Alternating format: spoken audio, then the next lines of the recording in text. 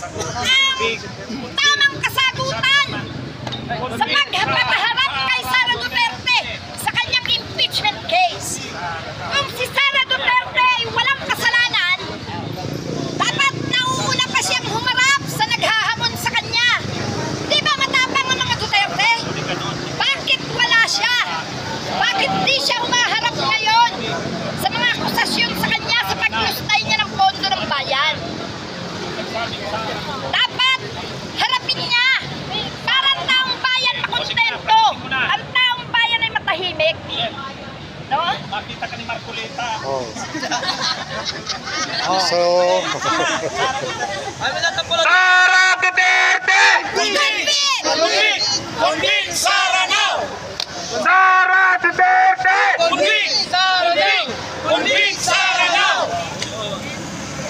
Senator Escudero! Please lang! Baka pwede naman ikaw lumas dito! Kapin mo kami! Sara now!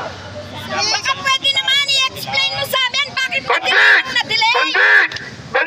Sara now! Ano ba talaga ang dahilan? Wala naman kami nakikita ang dahilan eh! Sara Duterte ka lang. Hindi pa nga!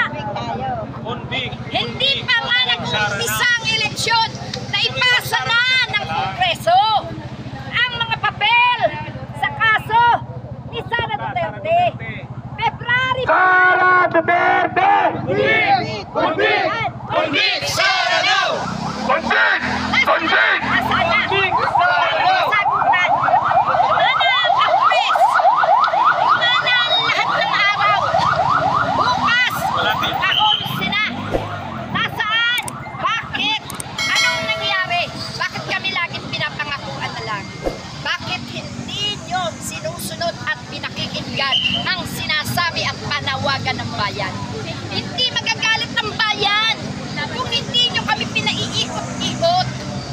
Napakasama sa isang leader na ang mismong pinaglilingkuran niya ay pinaiikot-ikot lang, pinangangakuan, pinapaasa.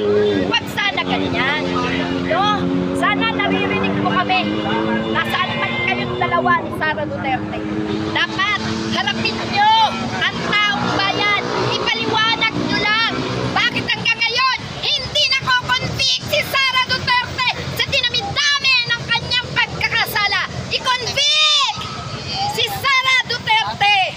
Nagkasala na siya sa bayan. Yan ang katotohanan.